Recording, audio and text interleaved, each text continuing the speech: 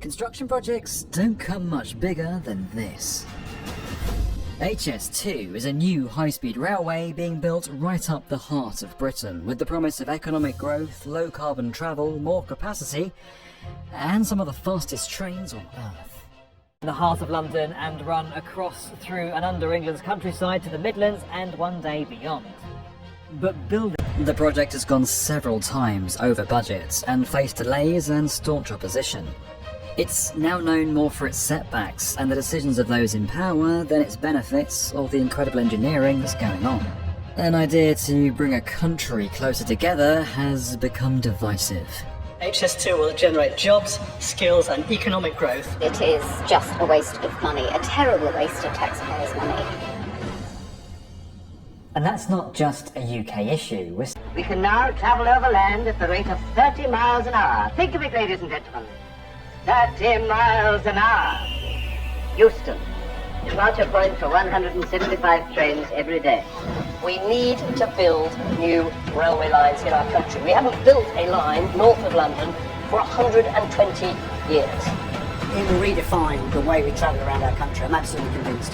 Finally giving the home of the railways the fast connections they need, and none of that, none of it makes any sense without HS2. The way that UK government makes decisions, with ebb and flow depending on the political weather, that's not how you deliver major infrastructure. We're in a climate emergency. We need to be doing sustainable creation, not destroying the country. This project is absolute madness. Either hold the size of HS2, the only thing to do is keep digging. HS2 will deliver lots of benefits, there's no question about that. The question is whether it's worth the costs.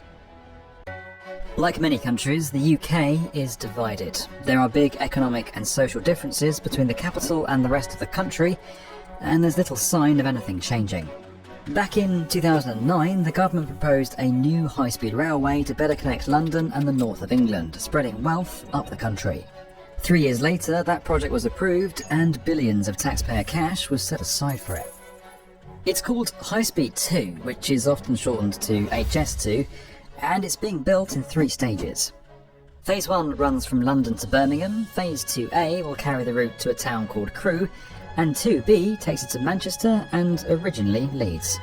High-speed trains would then continue on to other parts of the country at normal speeds, using the existing network, so those living in the wider north and Scotland can benefit too. The trains will have a top speed of 225 miles an hour, the fastest in Europe. Now, to do that, they need a track that's as straight and flat as possible, but drawing a straight flat line up England isn't easy. Some 90% of the Phase 1 route will be up on bridges and viaducts, or dug below ground in tunnels and cuttings, making it an immense feat of engineering. A journey north from London will begin here, in a new 3-storey terminal at Euston. It'll have the UK's longest concourse, a prefabricated geometric roof, and 10 platforms built some 8 metres below ground.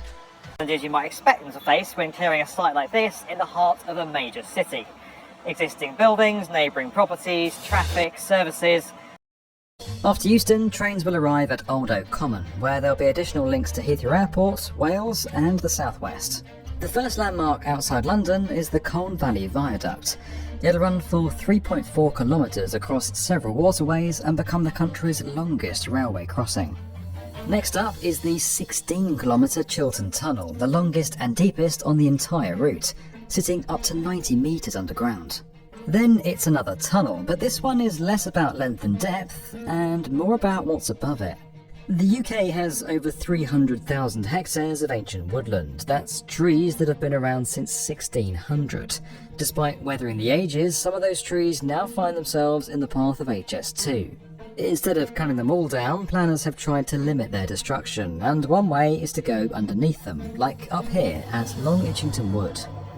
People on trains are going to pass through here. To make that leisurely experience possible, construction teams are putting in the grind, using 2,000-ton tunnel boring machines like this to cut a path. The machines feature a cutting head at the front and a system that quickly takes soil back up to the surface in these pipes along the sides of the tunnel. There is a massive cutting head that's steadily eating its way through the soil by about 20 to 24 metres a day. The Long Itchington Tunnel will run for 1.6 kilometres and be the first to complete across the whole route when it finishes in 2023. The last stop before Birmingham is the Solihull interchange, currently billed as the world's most eco-friendly railway station, with connections to the airport and the exhibition centre. Phase 1 then all culminates at Birmingham Curzon Street. It's the first intercity rail terminus built in the UK since the 1800s, and it'll feature an arched roof inspired by the railway pioneers of that era. The idea is that the billions being poured into this project will be paid back, and that millions of people will have their quality of life improved. High-speed rail effectively brings major cities and population centres closer together. Businesses can access larger customer bases, supply chains and labour pools. Integration and trade are improved, productivity goes up, and commuting longer distances becomes possible. You no longer have to buy a house in an expensive region in order to work there, and that takes pressure off the housing crisis. HS2 will slash journey times. Getting from London to Birmingham will take just 45 minutes, 37 minutes quicker than today. But better connectivity between regions is about more than just speed. There's another key word in all this: capacity. If you take a look at the UK's rail map, you might question whether this project makes any sense. London already has a direct connection to Birmingham and Manchester via the West Coast Main Line, so why build another? Well, because it's one of the busiest railways in Europe. It's used by intercity, local and freight trains all at the same time, and things can get crowded. HS2 will be just for high-speed passenger trains. It'll mean getting up and down the country quicker, and free up much needed space on the existing lines. Driving or catching a domestic flight. It's designed to be the world's most sustainable high-speed railway, offering carbon-free travel from... It all seems like a good idea, but there are some who question whether the UK actually needs this high-speed line at all. Unlike some other countries renowned for their high-speed rail networks, the UK's major cities are all much closer together. That's a factor that's perpetuated the lack of an extensive high-speed network in the UK to date, and one reason why it hasn't cultivated much homegrown talent or expertise good at building it. The guy tasked with assembling and leading the team that's having a go for the first time in decades is Mark Thurston. Expensive projects that impact so many people's lives like this get to happen. Well, it's complicated, but stick with us because grasping this will help you better understand how your tax money's being spent. The UK is a constitutional monarchy. The sovereign is in charge but delegates all their power to a democratically elected government and lower house of parliament called the House of Commons. Like many countries, we elect people from each region to sit on that parliament and represent us. The political party that wins the most seats forms the government. They get to control all the government departments and decide which laws are introduced and debated in the House of Commons. They pretty much set the agenda. Now, we decide which candidate or party we're going to vote for based on what they say they're going to do. And in the UK, the two major parties, the Conservatives and Labour, both advocate the principle of a new high-speed rail line. So, in a way, the people chose this. The elected UK government formally decided to build HS2 back in 2012. After a lot of debate and consultation, finally in 2017, Parliament overwhelmingly passed a bill giving the government special powers to build, operate and maintain Phase 1. When Boris Johnson then became Prime Minister in 2019, he commissioned the Oakerview Review to advise his government on whether and how to proceed with the project. Then he made the final call. The Cabinet has given high-speed rail the green signal. We are going to get this done. At that point, with powers already obtained from Parliament back in 2017, Boris signed the final notice to proceed with the project. Permission for Phase 2A followed in 2021. To try and get a better understanding of this complicated process and how it's used to approve projects like HS2, I went to see Stephen Glaister. He's Emeritus Professor of Transport and Infrastructure at Imperial College London, and he was a contributor to that Oakerview Review. The parliamentary process, of course, is very important with a big scheme like this. You can't build a railway in this country without parliamentary approval. The government has made a decision in principle to build this scheme. So it's a matter of policy to build the whole scheme. The parliamentary process is to allow people who are badly affected to make their case about how their interests should be dealt with. In 2012, when the project was first backed, it was given a target finish date of 2026 for Phase 1, and 2033 for Phase 2. The initial budget was set at £32.7 billion. That's a lot of cash.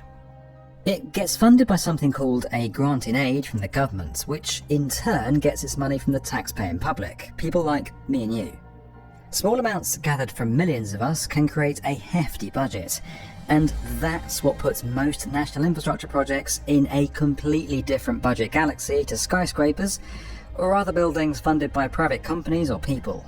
Even tech giants like Google, Facebook or Apple don't spend more than a few single-digit billions on their flagship projects, and they're some of the richest firms in the world. Now, you'd think that combining such a big budget with the UK's history as the birthplace of the railways would be a winning formula, but HS2 hasn't gone to plan, and public opinion now is generally far from positive. Data from May 2022 shows that only 7% of Brits strongly support HS2, compared to 19% that strongly oppose it. So many are unhappy with the choice of route. Residents and businesses have had to be moved out of the way. Thousands of people have been served with compulsory purchase notices, and others have seen their properties plummet in value. These initial works mark the start of years of heavy construction and a crash in the value of property nearby. Sadly, this is often the trade-off when building infrastructure. To benefit millions, a minority are asked to pay a heavy price. Building a project like this, on a route like this, Right on top of the local community, a live railway station just behind us, massive demolitions in the background here just to sort of clear the footprint for the... However, some property owners feel they've been offered unfair valuations and have criticised how they were dealt with. But perhaps the biggest source of contention has been the project's environmental impact. Even with sections like the Long Itchington Tunnel, which aim to protect ancient woodland as much as possible, around 24 hectares will be lost on Phase 1 across 25 sites. That's around 34 football pitches. HS2 say this only amounts to the partial destruction of these habitats, and they're planting millions of new trees in return that they are responsible for maintaining. When you put point to points along the route, we're getting close to north of 700,000 already. We're very sensitive to... Businesses might, in time, adapt and move on from a difficult compulsory purchase of their land. But trees that have been around since the time of Elizabeth I aren't coming back anytime soon, and that's tough for some to swallow. The anger has boiled over into numerous protests, from sites way out in the country to the heart of the capital. In a park in front of Euston Station, some people who want HS2 stopped have set up a protest camp. There are 80,000 people here and they all walk through the open countryside here. HS2 is a concrete electrified scar that will cut them off from their access to countryside. Many also believe the project poses a huge threat to animals and other plant life, even though efforts are being made to protect species like endangered bats, and the scheme is projected to leave behind 30% more wildlife habitats than exist currently. HS2 claims it's been employing more stringent environmental standards than in many other countries building high-speed tracks. And right there, you have one of the reasons why this project, which was already pricey to begin with, is now set to become the most expensive high-speed railway in the world. That 32 billion figure from earlier was only the initial budget from 2012. After just 1 year, the estimate had risen to 42.6 billion. It then went up to 55.7 billion in 2015, and that's the number that Parliament passed the bill on in 2017. 2 years later, HS2 put the cost at around 88 billion, while in 2020, the Oakerview Review found the bill could go as high as 106 billion. Today, the government puts the cost somewhere between 72 and 98 billion pounds. And with billions more in what's called future cost pressures now being reported, that number isn't final. The current global inflation and supply chain challenges could all start to have an impact too. 44.6 billion is now going on Phase 1 alone, more than the entire project was supposed to cost at first. And almost 15 billion pounds of that has already been spent. We asked HS2 for comment on these budget issues, and they responded that the project remains within budget, meaning the latest budget that's been set. They added that the original budget was worked out using simple calculations and 2011 rates, that didn't take the scheme's full complexities into account. Whatever your take on this, the cost now is a lot more than what was in the budget when Parliament chose to approve it. Would our elected MPs have made a different decision if they knew how much it would eventually cost?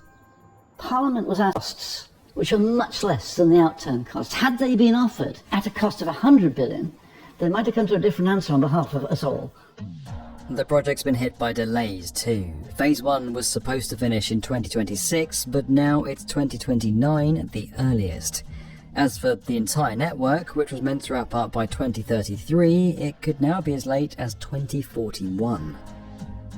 2B hasn't cleared Parliament yet, so exact details of what it will look like and where it will go remain uncertain. A bit of a case of to be or not to be. That the 2015 cost estimate for Phase 1 was made without the benefit of any investigation of ground conditions or similar levels of detail across all areas of scope. More time's been needed for ground settlement, adding to the delays, and there have had to be route changes further north to avoid obstacles like salt mines. It's also been revealed that the cost of buying up property for Phase 1 is over 3 times more than first thought, at around £3.9 billion. That's according to figures provided to us by HS2. They added that every home, business and piece of land is unique, and there are sometimes different opinions between owners, their professional advisors and HS2 about the value of a property. In all cases, we seek a fair deal for both claimants and the taxpayer. And yet, there's more. One major decision has sparked anger and disappointment in the region that was supposed to benefit most from this project. London's one of the world's top financial centres, with a higher GDP across its metropolitan area than anywhere else in Europe, and a habit of spending big on infrastructure. But the north-south divide and what a high-speed railway could do for this part of the country, I caught up with Henry Merrison from the Northern Powerhouse Partnership. It's an independent body that represents businesses and civic leaders across the north. This is exactly the kind of issue that HS2 was designed to fix. So now the people of the north can look forward to Phase 2B being completed and all the economic advantages it's going to bring. Then there's Northern Powerhouse Rail, another major programme of upgrades which would link with HS2 as part of a new integrated rail plan for the region. Sounds like things are looking up at last. But that route we showed earlier, going all the way up to Leeds, is no longer happening, and that Northern Powerhouse Rail scheme has also been downgraded. The eastern leg of Phase 2B will now terminate near Nottingham, over 70 miles away. Trains will still be able to go further north, but only on existing non-high-speed lines. Although the intention is to get to Leeds eventually, and ideas have been put forward, nothing's been confirmed. There's just a study, which in itself is set to cost a further £100 million. The original plan, which was to deliver HS2 in full and Northern Powerhouse Rail from here through Bradford. Travelled in around the Midlands and the North a lot on rail. You see the stark difference between the sort of frequency and regularity of services compared to London and the South East. So that's, I think, where we need to sort of put our focus next, working with the Department for Transport. But that's not all of it. The project is still being scaled back, and again it's the north that's affected. Even while we were making this film, another key section connecting to the West Coast Main Line was cut. It was through here that high-speed trains would have continued on as far as Scotland. The government says it's now committed to finding the best solution to take HS2 trains to Scotland, and will explore alternatives that deliver similar benefits. There's issues to iron out in Manchester as well, like the decision to build the main station on the surface rather than underground, which has been criticised by some local officials. Currently a journey from London. It's clear that what's currently being built is a long way from what was put forward at the beginning, and there's little sign of this project ever being stopped. So is it time for a radical rethink, or does this railway now simply have to be finished, no matter the cost? HS2 might have... Many other public-funded railways have also fallen behind schedule and gone over budget. California High-Speed Rail in the US and Stuttgart 21 in Germany are just two examples. Big energy projects don't seem to fare much better either. The Olkiluoto 3 power plant in Finland and China's Three Gorges Dam both faced big challenges. But it's not just the setbacks that feel repetitive. Infrastructure schemes like these all seem to fall back on the same vague, positive-sounding and almost unquestionable counter-argument to their problems. The promise of long-term economic gain. There's no mechanistic way of deciding a small proportion of the population, so there's a real issue there.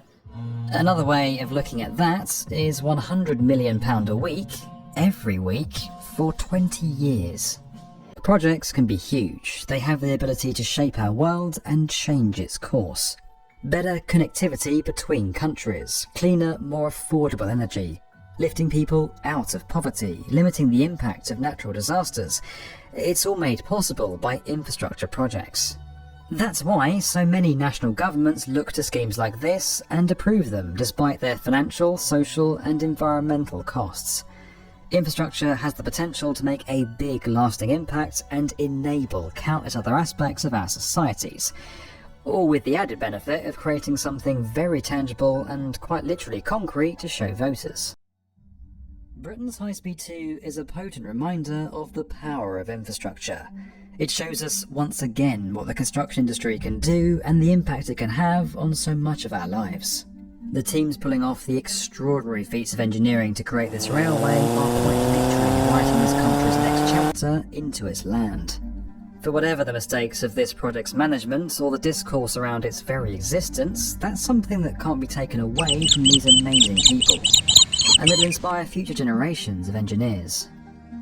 And yet, around the world, the impact of what teams like this do places them in a firestorm of debate. Infrastructure schemes almost always face an uphill battle to deliver on their pledges and restore faith with the people they'll serve. We might be the ones coughing up the cash, but we're not calling the shots. While governments can be voted out, once projects like this get going and the trains left the station, there can be no going back. HS2 epitomises the story of the infrastructure megaproject. Huge benefits are laid out for future generations that citizens of today must bear the cost of, just as our predecessors did for us. The promise of a bigger prize ahead is used to counter painful issues and becomes the lens we see them through. Fear of stopping drives people on. Supporters and detractors are selective with their facts. We're told that we'll one day forget it all and only experience the benefits, but that verdict is cruelly deferred by decades. But like so many infrastructure projects around the world, it will undoubtedly leave its mark on this nation. It's not the first massive scheme in history to daunt people with its costs, challenges and ambition, and it won't be the last. Travel in our country, I think frankly, certainly if you're based in the Midlands and you live in the Midlands and the North, you won't realise the true effect it'll have until it's open. It's the biggest. Like